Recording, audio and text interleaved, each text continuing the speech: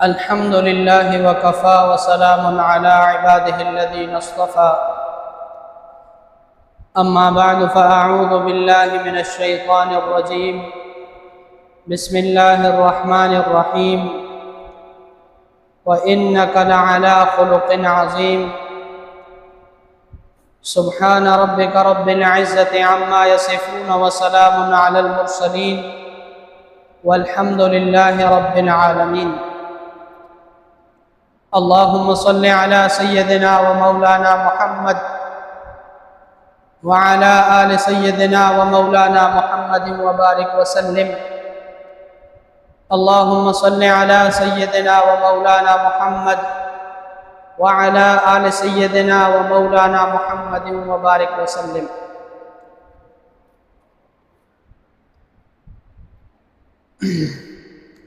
سامعین دی قدر، گزشتہ جمعہ پر حضرت امام الانبیاء سید الاولین والآخرین محبوب دو جہاں صلی اللہ علیہ وسلم کی ولادت طیبہ کا ذکر ہو رہا تھا کہ امام الانبیاء صلی اللہ علیہ وسلم کی آمد اور ولادت دنیا کے لیے ایک نورانی انقلاب تھا کہ جس نے دنیا کو اندھیروں سے روشنی میں لا کھڑا کیا، اور پوری دنیا جو اس وقت گھٹا ٹوپ اندھیروں میں اور گناہوں کی تاریکی اور ظلمت میں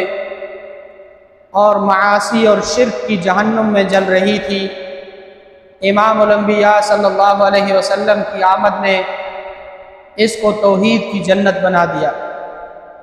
اور امام الانبیاء صلی اللہ علیہ وسلم کی آمد کے ساتھ ہی شرک اور ظلم کے جتنی علامات تھی وہ ہل کر رہ گئی، اور امام الانبیاء صلی اللہ علیہ وسلم کی ولادت طیبہ کے وقت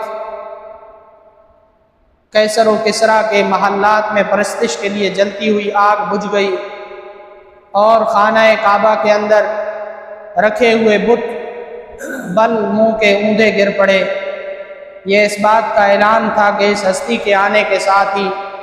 پوری دنیا سے کفر اور شرک کے اندھیرے مٹ جائیں گے، اور پوری دنیا کے اندر توحید اور اللہ کی وحدانیت اور اسلام کا بول بالا ہوگا۔ دیکھیں، ولادت طیبہ کے احوال میں سے ہم امام الانبیاء صلی اللہ علیہ وسلم کی ولادت اور رضاعت کے متعلق بات کر چکے تھے، اور ہماری بات یہاں تک پہنچی تھی کہ امام الانبیاء صلی اللہ علیہ وسلم حضرت حلیمہ سعدیہ بنو سعد کے قبیلے میں رضاعت کے لیے بھیجے گئے تھے، اور وہاں پر امام الانبیاء صلی اللہ علیہ وسلم کی موجودگی میں کئی ایسے خرق عادات معجزات رونما ہوئے جس سے ان لوگوں نے سمجھ لیا تھا کہ یہ جو بچہ ہے یہ کوئی عام بچہ نہیں ہے، بلکہ یہ بچہ کسی بڑے رہنما اور بڑی ہستی اور بڑی آنے والی تبدیلی کا ایک سرکردہ ہے۔ اور ان لوگوں کو اس وقت تو پتہ نہیں تھا کہ یہ وہ ہستی ہے کہ جس کے لیے پوری دنیا بنائی ہے۔ اللہ تبارک و تعالیٰ نے فرمایا کہ اے میرے محبوب، مجھے قسم ہے اپنی عزت اور جلال کی، اگر میں تجھے پیدا نہ کرتا تو دنیا کوئی پیدا نہ کرتا، اگر میں تجھے پیدا نہ کرتا تو پوری دنیا کو پیدا کرنے کی ضرورت نہیں تھی۔ تو گویا امام الانبیاء صلی اللہ علیہ وسلم وجہ تخلیق کائنات ہیں، گویا کائنات کی تخلیق کا جواز وہ ذات گرامی صلی اللہ علیہ وسلم کی ذات اقدس ہے، اور امام الانبیاء صلی اللہ علیہ وسلم کا اس دنیا کے اندر تشریف لانا، یہ آمد،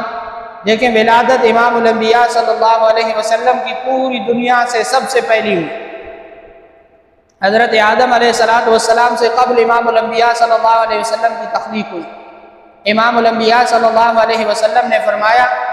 کہ میں اس وقت نبی تھا کہ جس وقت آدم ابھی مٹی اور گارے کی درمیانی حالت کے اندر تھا، یعنی حضرت آدم علیہ السلام کی پیدائش اور نمود سے قبل اس وقت بھی میں نبی تھا۔ گویا امام الانبیاء صلی اللہ علیہ وسلم کی امامت اور امام الانبیاء صلی اللہ علیہ وسلم کا تمام انبیاء کا امام ہونا، یہ پوری دنیا کی تخلیق سے بھی پہلے کی بات تھی۔ ایک مرتبہ حضرت جبریل علیہ السلام نے سے امام الانبیاء صلی اللہ علیہ وسلم نے یہ سوال کیا، روایت اگرچہ ضعیف ہے لیکن امام الانبیاء صلی اللہ علیہ وسلم نے پوچھا حضرت جبریل علیہ السلام سے کہ یہ بتاؤ کہ عمر کے اندر تمہاری عمر بڑی ہے یا میری؟ عمر کے اندر کون بڑا ہے؟ تو حضرت جبریل علیہ السلام نے عرض کیا کہ یا رسول اللہ صلی اللہ علیہ وسلم، آپ مجھ سے مرتبے کے اعتبار سے بڑے ہیں، آپ پوری دنیا کے سب سے بڑی ہستی ہیں، لیکن یہ ہے کہ جس وقت یہ پوری دنیا ابھی تخلیق نہیں ہوئی تھی، اللہ تبارک و تعالیٰ نے مجھے پیدا فرمایا تھا، اور جب میں پیدا ہوا تو آسمان پر صرف ایک ستارہ تھا، اس کے علاوہ اور کوئی مخلوق اس پوری دنیا کے اندر نہیں تھی۔ امام الانبیاء صلی اللہ علیہ وسلم نے فرمایا وہ چمکتا ہوا ستارہ میں تھا۔ تو امام الانبیاء صلی اللہ علیہ وسلم وجہ تخلیق کائنات ہے، اور امام الانبیاء صلی اللہ علیہ وسلم کی آمد اس پوری دنیا کے لیے خوشی کا پیغام تھا، خوشی کی نوید تھی، اور اسی مناسبت سے 12 ربیع الاول کو ہم یوم میلاد کہتے ہیں۔ امام الانبیاء صلی اللہ علیہ وسلم کی ولادت اسی ماہ مبارک ربیع الاول کے اندر ہوئی،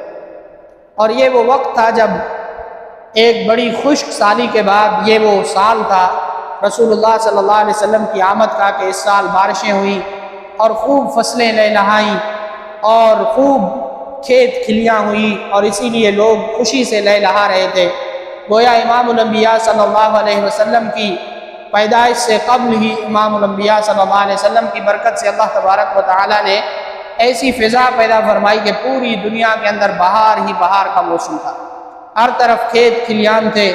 اور لہلہاتے کھیت تھے، خشک سالی کے بعد بارشیں تھیں، آبادی تھی، کسان اور ہر بندہ جو ہے خوش اور نہال تھا۔ گویا اللہ تبارک و تعالیٰ نے یہ چاہا کہ میرے محبوب کے آنے کے سال کوئی بھی غمگین نہ ہو،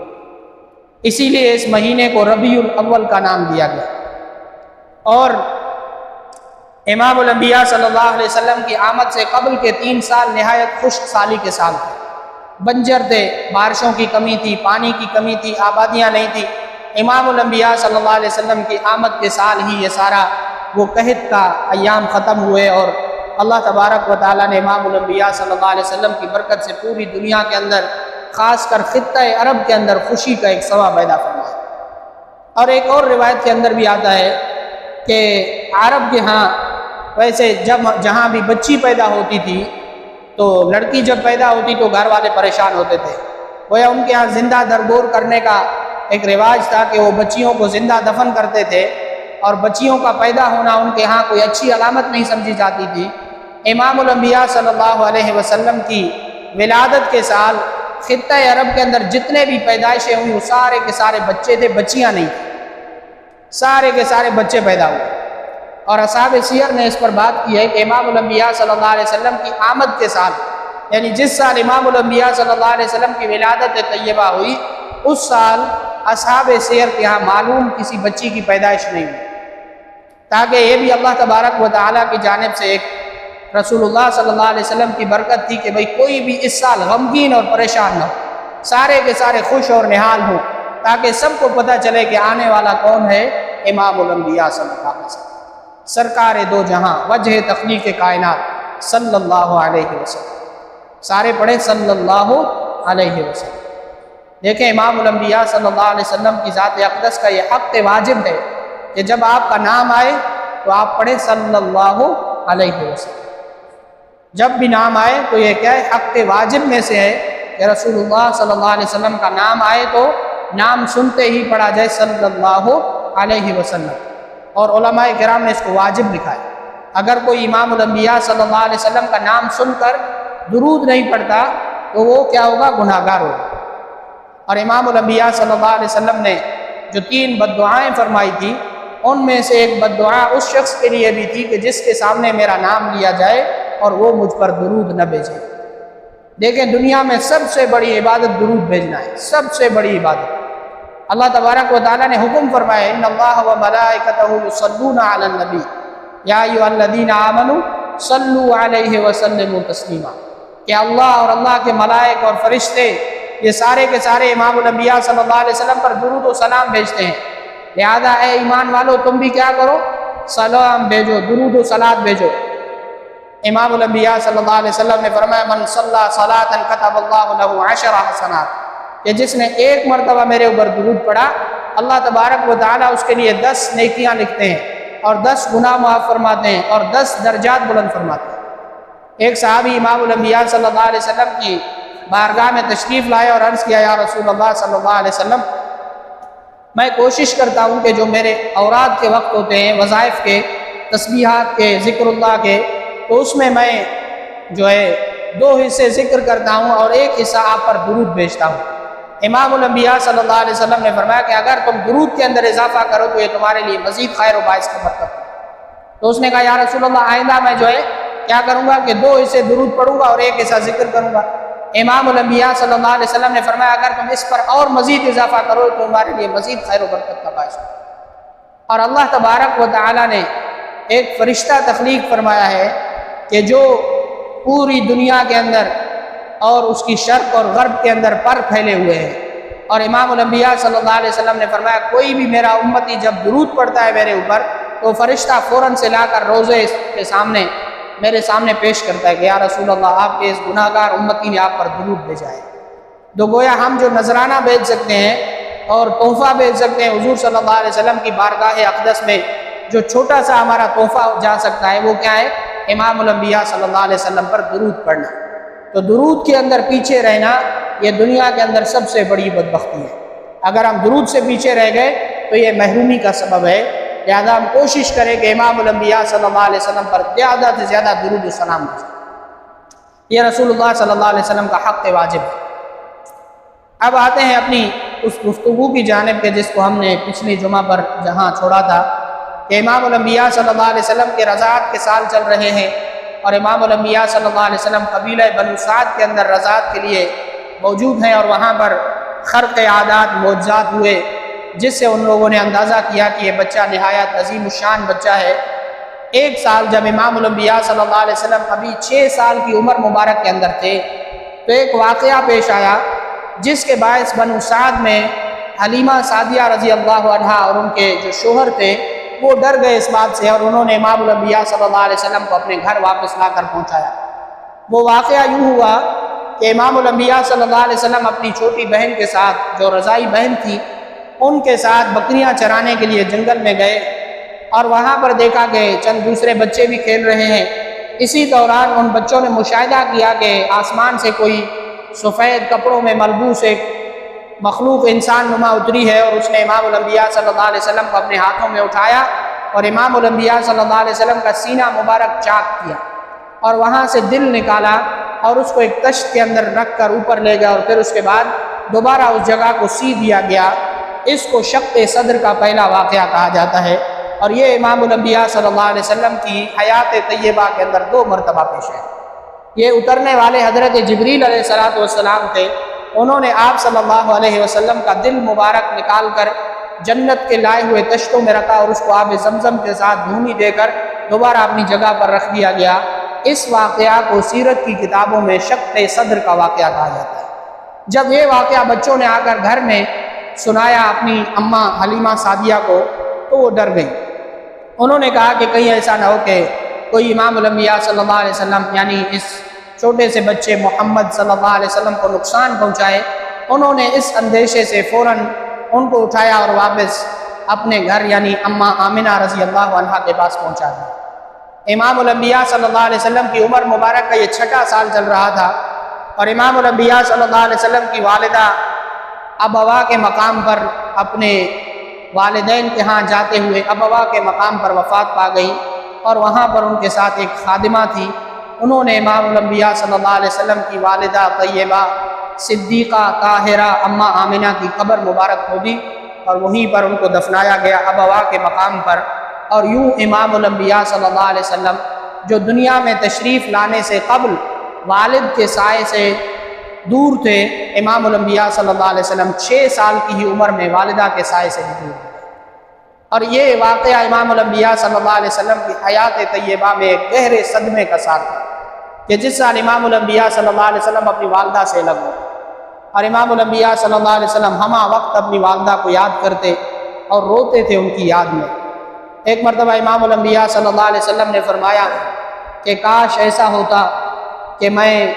عشاء کے بعد وتر کی نماز پڑھ رہا ہوتا اور میری والدہ وہاں سے آواز لگاتی محمد، تو میں وہاں سے نماز توڑ کر کہتا لبیک یا امی، میں حاضر ہوں میری ماں۔ یہ رسول اللہ صلی اللہ علیہ وسلم کی اپنی ماں کے ساتھ محبت اور اس عظمت کا اعلان تھا کہ ماں اس دنیا کے اندر سب سے بڑی ہستی ہے انسان کے۔ اللہ کے بعد جو انسان کے لیے محبت اور شفقت کا سایہ ہے وہ ماں کی صورت میں اللہ تبارک و تعالیٰ نے عطا فرمایا۔ تو امام الانبیاء صلی اللہ علیہ وسلم 6 سال کی عمر میں اللہ کے مشیت کے ساتھ اس سائے سے دور کر دیے گئے، اور گویا دنیا کو یہ پیغام تھا کہ ہم یہ جو بچہ پوری دنیا کے اندر انقلاب لائے گا، یہ محض اللہ رب العزت کی اس عظمت اور جلالت کا اعلان ہوگا کہ جو بچہ یتیم ہونے کی حالت میں پورے معاشرے کے اندر کہ جس کا نہ باپ کا سایہ ہے نہ ماں کا سایہ ہے، وہ پوری دنیا کے زمام اقتدار کو سنبھالے گا اور پوری دنیا سے کفر اور شرک کو مٹا کر توحید کا اعلان کرے گا۔ اور یوں امام الانبیاء صلی اللہ علیہ وسلم اپنے دادا عبد المطلب کی پرورش میں آ گئے، لیکن یہ بھی زیادہ دیر وہ سایہ نہ رہ سکا۔ والدین کے بعد عبد المطلب، خواجہ عبد المطلب جو امام الانبیاء صلی اللہ علیہ وسلم کے دادا تھے، انہوں نے سب سے زیادہ آپ کی شفقت اور پرورش فرمائی اور پوری ذمہ داری کے ساتھ کفالت فرمائی، لیکن محض 8 سال کی عمر میں آپ بھی داغ مفارقت دے کر دنیا سے چلے گئے۔ اور یوں امام الانبیاء صلی اللہ علیہ وسلم والد کے سائے کے بعد پھر والدہ کا سایہ کا اٹھ جانا، پھر دادے کا چلے جانا، امام الانبیاء صلی اللہ علیہ وسلم عبد المطلب کے سب سے بڑے بیٹے اور سب سے ہونہار بیٹے ابو طالب کی کفالت میں آ گئے۔ امام الانبیاء صلی اللہ علیہ وسلم کس کی کفالت میں آ گئے؟ اپنے چچا ابو طالب کی۔ اب ابو طالب نہایت محبت کے ساتھ، شفقت کے ساتھ امام الانبیاء صلی اللہ علیہ وسلم کی پرورش فرماتے رہے، اور امام الانبیاء صلی اللہ علیہ وسلم کی عمر 11 برس تھی کہ ابو طالب نے شام کا سفر فرمایا تجارت کے لیے، اور امام الانبیاء صلی اللہ علیہ وسلم کو اپنی معیت میں لے کر چلے گئے کہ میرے جانے کے بعد شاید ان کو پیچھے کوئی تنگی ہو، مشکل پیش آئے، انہوں نے اپنے ساتھ کر لیا۔ اور یہ سفر ایک مقام پر جب شام سے تھوڑی دور پہنچے تو وہاں پر ایک راہب رہتا تھا جس کا نام تھا بحیرہ، عیسائیوں کا بڑا عالم تھا، جاننے والا تھا۔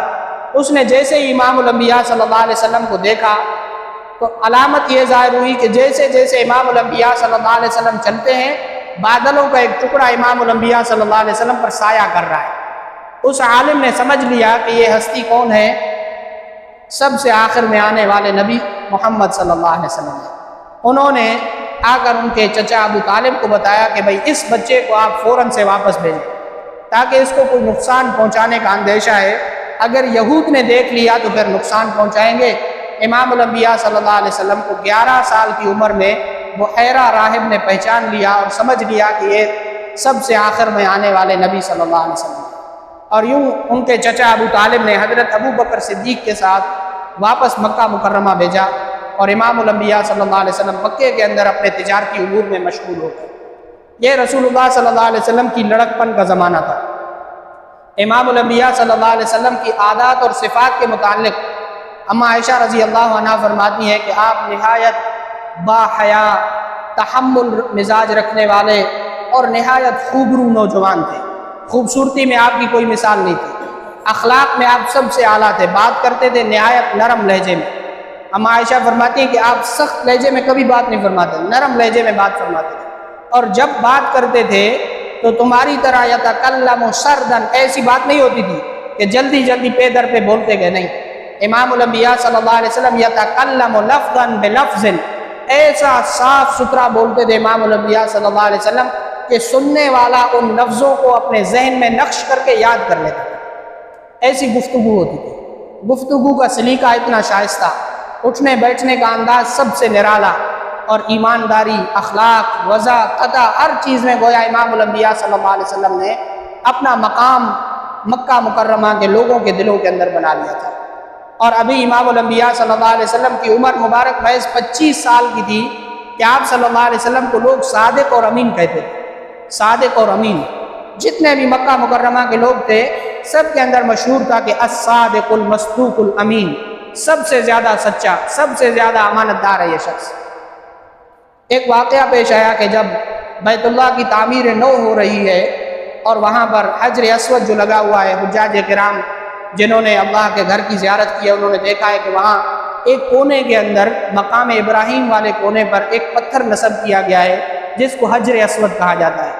حجاج کرام اس کا بوسہ لیتے ہیں، اس کو سلامی کرتے ہیں طواف کے دوران، اور یہ رکن میں سے ہے۔ اب اس کی تنصیب کا مسئلہ تھا کہ اس کو اٹھا کر کون لگائے، بیت اللہ کی عمارت اب تیار ہے، اب یہ حجر اسود اٹھا کر لگانا ہے، یہ مقدس پتھر۔ اب لڑائی ہو گئی، جتنے قبائل ہیں وہ کہتے ہیں کہ یہ شرف میں حاصل کروں گا، وہ کہتے ہیں یہ شرف میں حاصل کروں گا، میں اٹھا کر لگاؤں گا، وہ کہتا ہے میں اٹھا کر لگاؤں گا۔ ایک بڑا جھگڑا تیار ہو گیا۔ عرب کے لوگ تھے، ظاہر ہے کہ چھوٹی چھوٹی باتوں پر ان کی لڑائیاں ہوتی تھیں، جنگیں ہوتی تھیں، اور ایک خون ریز مارکا ہونے کو آ گیا۔ ایسے میں ایک شخص آیا جو بڑی عمر کا تھا، اس کو انہوں نے ثالث بنایا۔ انہوں نے کہا کہ آپ ہمارے درمیان فیصلہ کریں۔ تو اس نے کہا کہ دیکھیں میں آپ کے درمیان فیصلہ نہیں کر سکتا، آپ لوگ میرے فیصلے پر متفق نہیں ہو سکتے، ہاں البتہ میں ایک ایسے نوجوان کا نام لیتا ہوں کہ جس کے فیصلے پر تمام لوگ راضی ہو جائیں گے۔ انہوں نے کہا کہ آپ بتائیں۔ تو اس نے کہا کہ ہم بیٹھتے ہیں رات کو انتظار کرتے ہیں، صبح سب سے پہلے جو بیت اللہ کے اندر داخل ہوگا وہی شخص ہمارا فیصلہ کرے گا۔ اور ان کو یقین تھا کہ بیت اللہ میں سب سے آنے والے پہلے شخص کون ہے، وہ محمد صلی اللہ علیہ وسلم۔ رسول اللہ صلی اللہ علیہ وسلم کا معمول تھا کہ صبح سب سے پہلے بیت اللہ میں جاتے تھے۔ اب ساری رات انہوں نے انتظار کیا، صبح جب دیکھا کہ رسول اللہ صلی اللہ علیہ وسلم تشریف لا رہے ہیں، سب نے دیکھتے ہی بیک وقت آواز کہا، یہی کہا کہ ہاں یہ سچا ہے، ھذا الصادق المصدوق، یہ سچا، ہم اس کے فیصلے پر راضی ہیں، یہ جو بھی فیصلہ فرمائیں گے ہم اس کو مقبول اور منظور کریں گے۔ اب امام الانبیاء صلی اللہ علیہ وسلم کے سامنے وہ سارا ماجرا رکھا گیا۔ امام الانبیاء صلی اللہ علیہ وسلم نے اپنی کندھے مبارک سے چادر مبارک اتاری اور وہاں پر بچھائی اور حجر اسود کو اٹھا کر اپنی چادر مبارک کے اندر رکھا، اور جتنے بھی قبائل کے لوگ تھے ان سب سے کہا کہ تم اس چادر کو پکڑو۔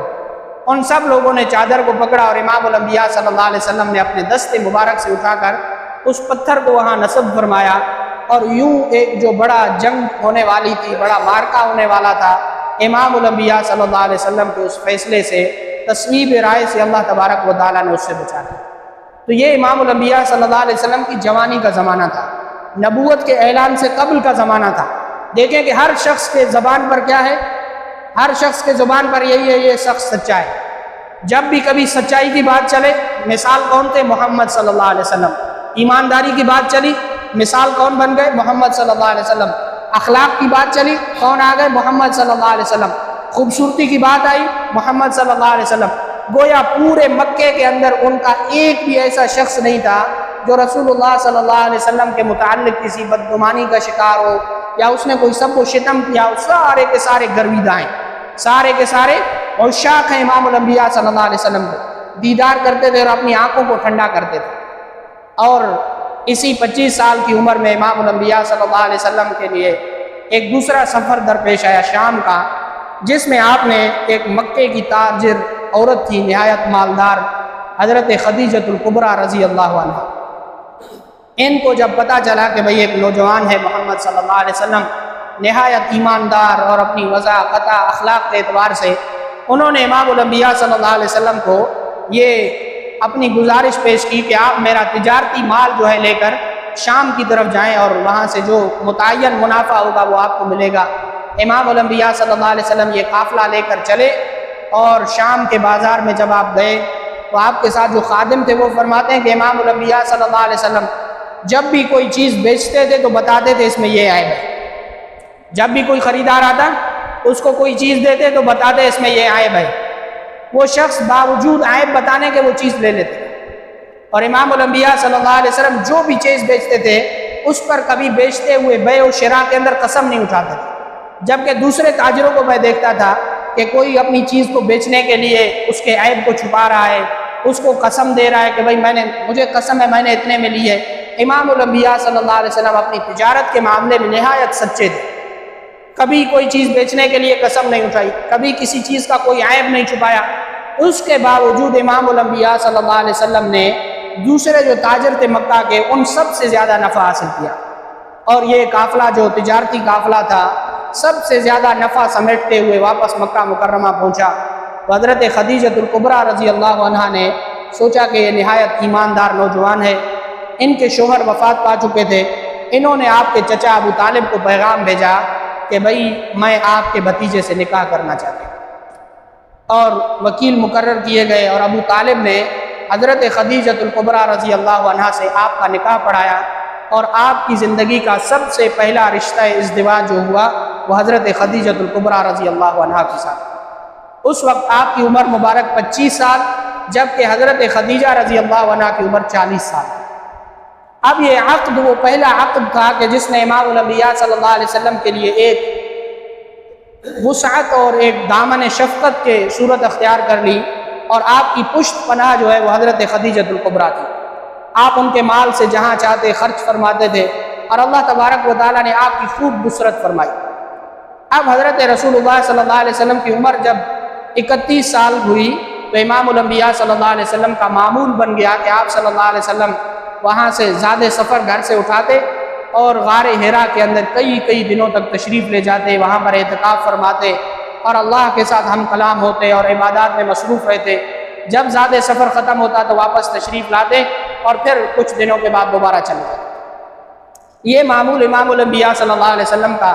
تھا، اور یہ اسی معمول کے تسلسل کے ساتھ جب امام الانبیاء صلی اللہ علیہ وسلم ایک مرتبہ غار حرا میں تشریف فرما ہیں، دیکھتے ہیں کہ ایک اللہ کا فرشتہ آسمان سے اترتا ہے اور امام الانبیاء صلی اللہ علیہ وسلم کو آ کر اپنے دونوں بازوؤں میں لیتا ہے اور آ کر کہتا ہے یا محمد اقرا،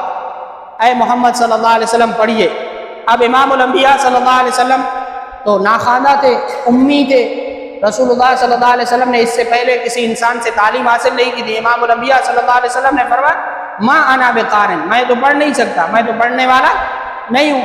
تو اس فرشتے نے امام الانبیاء صلی اللہ علیہ وسلم کو اپنے بازوؤں میں لیا اور زور سے دبوچا۔ امام الانبیاء صلی اللہ علیہ وسلم فرماتے ہیں کہ حتی یخاف علی نفسی، یہاں تک کہ مجھے اپنی جان کا خوف ہونے لگا، یعنی ایسا لگا کہ یہ دبوچ کر میرا سانس نکال لیں گے، اس قدر زور سے دبوچا اور پھر چھوڑا اور کہا کہ اقرا یا محمد۔ میں نے پھر وہی جواب دہرایا ما انا بقارن، میں تو پڑھنے والا نہیں ہوں۔ انہوں نے دوبارہ کیا، پھر 6 بارہ کیا۔ جب 6 بارہ انہوں نے کہا اقرا بسم ربک الذی خلق، امام الانبیاء صلی اللہ علیہ وسلم نے پڑھنا شروع کر دیا۔ اقرا بسم ربک الذی خلق، خلق الانسان من علق، اقرا وربک الاکرم الذی علم بالقلم۔ یہ آیات اللہ کا فرشتہ حضرت جبریل علیہ السلام پہلی وحی کی صورت میں امام الانبیاء صلی اللہ علیہ وسلم کے پاس غار حرا میں لے کر آئے، اور اس وقت نبی صلی اللہ علیہ وسلم کی عمر مبارک 40 سال تھی۔ اب یہ رسول اللہ صلی اللہ علیہ وسلم کی زندگی کا وہ پہلا دن تھا کہ جس دن حضرت خدیجہ فرماتی ہیں کہ آپ گھر تشریف لائے تو بخار سے سخت تیز بخار کی حالت میں ہیں اور کپ کپاہٹ آپ پر طاری ہے، اور نہایت اسپیڈ زور کے ساتھ دل دھڑک رہا ہے، اور فرما رہے ہیں زملونی، میرے اوپر چادر ڈالو۔ حضرت خدیجہ فرماتے ہیں میں نے آپ کے اوپر کمبل ڈالا اور آپ کو دبایا۔ آپ کی جب کیفیت ختم ہوئی تو پورا واقعہ آپ نے حضرت خدیجہ کو بتایا۔ حضرت خدیجہ رضی اللہ عنہ سمجھ گئے کہ یہ جو آپ کے ساتھ ہوا ہے یہ کوئی عام واقعہ نہیں ہے۔ حضرت خدیجہ رضی اللہ عنہ نے تسلی دی کہ بھئی آپ گھبرائیں نہیں، یہ اللہ کی جانب سے آپ کو جو انعام دیا گیا ہے اور دیا جانے والا ہے، جو آپ آخری پیغمبر ہونے والے ہیں، یہ اسی کی نوید ہے۔ وہ آپ کو اپنے ایک چچا زاد راہب تھے، عیسائی عالم تھے، ان کے پاس لے گئے، ان کی آنکھوں کی بینائی چلی گئی، ان کے پاس لے آئی اور ان کے پاس آ کر واقعہ بیان کیا۔ انہوں نے کہا کہ بھئی سارا واقعہ سننے کے بعد وہ رونے لگے۔ انہوں نے کہا کہ کیا دن ہوں گے کہ جس دن آپ کو مکہ سے نکال دیا جائے گا۔ امام الانبیاء صلی اللہ علیہ وسلم کے یہ الفاظ سننے تھے کہ گویا امام الانبیاء صلی اللہ علیہ وسلم پر ایک کیفیت طاری ہو گئی، اور امام الانبیاء صلی اللہ علیہ وسلم کو سخت صدمہ اور قلق پہنچا کہ مکے کے اندر میرا ایک بھی دشمن نہیں ہے، سارے مکہ کے لوگ میرے گرویدہ ہیں، میری صداقت کے، امانت کے، اخلاق کے، شرافت کے، ہر چیز کی گواہی دیتے ہیں۔ آخر ایسا کیا ہونے والا ہے کہ مکہ کے لوگ مجھے نکالیں گے؟ تو اس نے کہا کہ یہ حالات آپ پر آنے والے ہیں، اور کاش اگر میں زندہ رہتا اور میں کچھ کر سکتا تو آپ کی ضرور مدد کرتا۔ اس وقت پھر حضرت خدیجہ رضی اللہ عنہا نے آپ پر ایمان لایا، اور آپ سب سے پہلی اسلام کی مسلمان تھی، حضرت خدیجہ رضی اللہ عنہا۔ یہ امام الانبیاء صلی اللہ علیہ وسلم کی سب سے بڑی اور پہلی بیوی امام الانبیاء صلی اللہ علیہ وسلم کی سب سے بڑی پشت پناہ اور ہماری اور آپ کی ماں حضرت خدیجہ رضی اللہ عنہا تھی۔ پھر آگے جب واقعات اور دعوت کا سلسلہ چلا تو پھر حالات ایسے بنے کہ امام الانبیاء صلی اللہ علیہ وسلم پر لوگوں نے ظلم و ستم ڈھانا شروع کیا۔ اب یہ ان واقعات کا تسلسل ہے۔ ہم سیرت کے اندر دیکھتے ہیں کہ پھر آگے کس طرح یہ واقعات جڑتے چلے گئے۔ جس طرح اس راہب نے بتایا تھا کہ آپ کو مکہ سے نکال دیا جائے گا، پھر وہ حالات بھی آئے کہ امام الانبیاء صلی اللہ علیہ وسلم کو مکہ مکرمہ سے مدینہ کی جانب ہجرت کرنا پڑی۔ ان واقعات کو انشاءاللہ اگلے جمعہ سے پھر تسلسل کے ساتھ لے کر چلیں گے۔ اللہ تبارک و تعالیٰ سے دعا ہے کہ اللہ تبارک و تعالیٰ ہمیں ان باتوں کو سمجھنے کی اور ان سے اپنے لیے رہنمائی حاصل کرنے کی توفیق نصیب فرمائے۔ وآخر دعوانا ان الحمد للہ رب العالمین۔